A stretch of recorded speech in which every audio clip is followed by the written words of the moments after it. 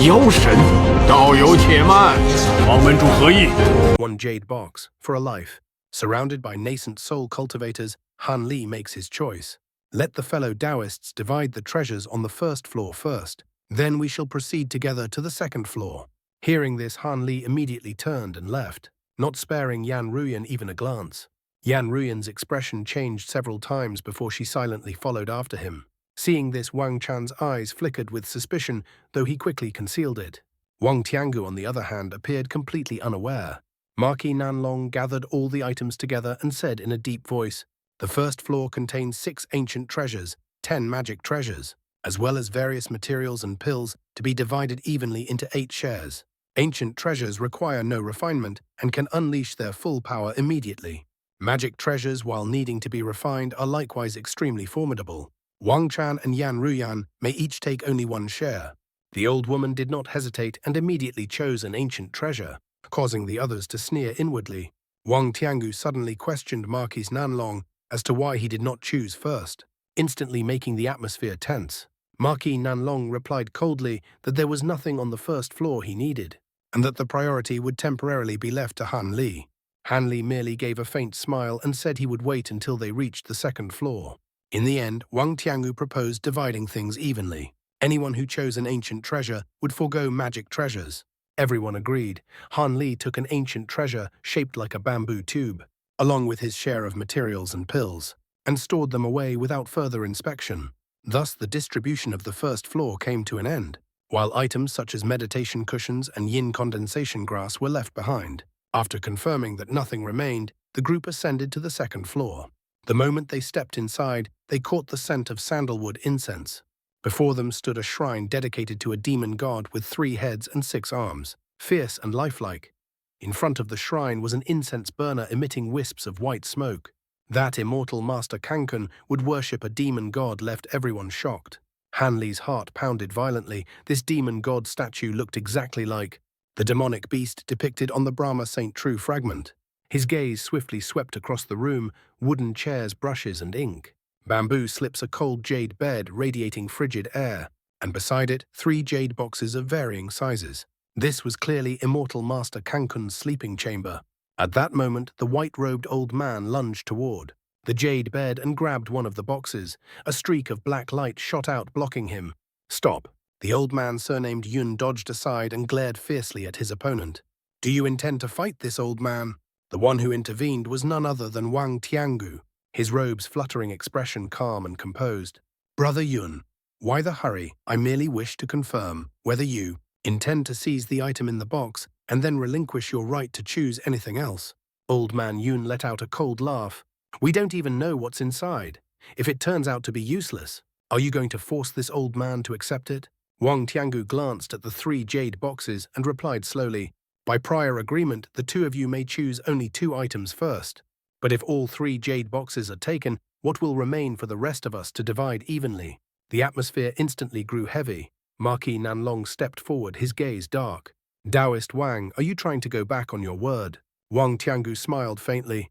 "These jade boxes cannot be probed with spiritual sense. There is an 8 or 9 out of 10 chance that they contain priceless treasures, perhaps even secrets related to Devilfall Valley. The 2 of you wish to inspect them first and also monopolize the priority. Isn't that going too far?" "Too far," old man Yun said coldly. "The priority was promised by you." Suddenly, the old woman spoke up. "The boxes need not be opened. This cold jade bed is also an extremely rare treasure." Marquis Nanlong's expression immediately darkened. He strode forward, the aura of mid-nascent soul stage cultivation erupting outward, forcing Wang Tiangu and the old woman to retreat several steps. Anyone who thinks Taoist Wang's words make sense, step forward. After a brief silence, the dark-faced cultivator slowly voiced his agreement. The cultivator surnamed Yu also stepped forward to stand behind Wang Tiangu. The 2 sides were now clearly at odds, leaving only Han Li standing apart. Marquis Nanlong turned and asked, "Taoist Han, what do you think?" Han Li silently observed the situation, a sense of unease rising within him. He took a few steps back and smiled faintly. "Han has no opinion. The rest of you may decide for yourselves." Marquis Nanlong nodded. Just as he turned around, the white-robed old man, surnamed Yun, suddenly made his move. A silver wheel shot straight toward Marquis Nanlong's chest at point-blank range. Bang! The golden protective light around his body shattered. Marquis Nanlong was sent flying backward, fresh blood spraying from his mouth. He retaliated with a small golden sword, but the old man had already retreated to Wang Tiangu's side and easily blocked the strike. Beneath the torn robe, azure rhino armor was revealed. "So you really are wearing this treasure armor," Old Man Yun said coldly. Marquis Nanlong let out an enraged roar, his internal injuries severe. "Don't let him escape," Old Man Yun called out. Only then did Wang Tiangu turn toward Han Li, smiling amiably. "Taoist Han, if we join forces to kill him, you'll also get a share of the treasures on Marquis Nanlong." Han Li sneered inwardly. The retreat had already been sealed off, restrictions flashing on all sides. He understood clearly if Nanlong died, the next target would be himself. Before he could reply, Marquis Nanlong let out a cold laugh. "Taoist, Han, you wouldn't believe his words, would you? If you and I join forces, there's still a sliver of hope. Otherwise, there's only the path of complete annihilation, body and soul destroyed." As soon as he finished speaking, Marquis Nanlong slapped his chest. A gentle glow flashed and the dent instantly recovered. Wang Tiangu's group's expressions shifted slightly. Only Old Man Yun remained calm. "He's merely using a secret technique to suppress his injuries." "Nothing to fear," Old Man Yun said coolly. "Guard against him and that Han brat pulling tricks. Send one person to hold Han Li back, everyone else kill Marquis Nanlong first." With that, he lightly tapped the silver wheel. Silver light erupted and enveloped his entire body clearly, a purely defensive stance. Wang Tiangu nodded and turned to the cultivator surnamed Yu. "Brother Yu, Han Li is yours, just keep him pinned down." His icy gaze swept over Han Li, killing intent undisguised. The old woman and the dark-faced man also simultaneously summoned their magic treasures. Cultivator. You let out a sinister chuckle, took out a jade ruyi, and leisurely stepped forward to face Han Li. Suddenly, Marquis Nanlong swung his arm. Golden misted up the 3 jade boxes into his grasp. Then he immediately tossed one toward Han Li. "If you don't side with them, this box is yours. Whether it contains secrets of Devilfall Valley or not, it'll be your own karmic opportunity." Wang Tiangu's group's expressions changed. Han Li glanced at the jade box and sneered inwardly. This was clearly diverting disaster eastward.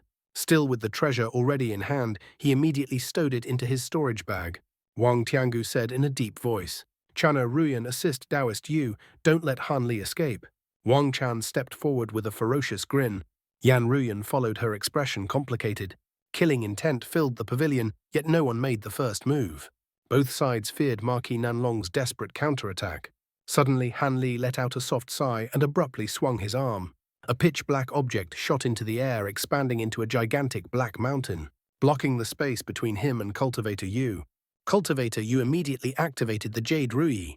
White light burst forth as a white tiger manifested, opening its jaws to fire a pillar of light straight at the black mountain. At the same time, Wang Chan and Yan Ruyan simultaneously released blood mist, one reeking with a bloody stench, the other sweet and mind-bewitching. While controlling the white tiger, Cultivator Yu took out a green gourd, but in the next instant, a sense of danger surged within him. He immediately deployed a white protective barrier. At that very moment, silver lightning flashed. Han Li appeared right beside him, thunder wings spread wide behind his back. Cultivator Yu was horrified and hurriedly spewed azure lightning from the gourd. But Han Li did not dodge. He opened his mouth and spat out a thin thread of azure flame, which pierced straight through the barrier and struck his opponent head-on.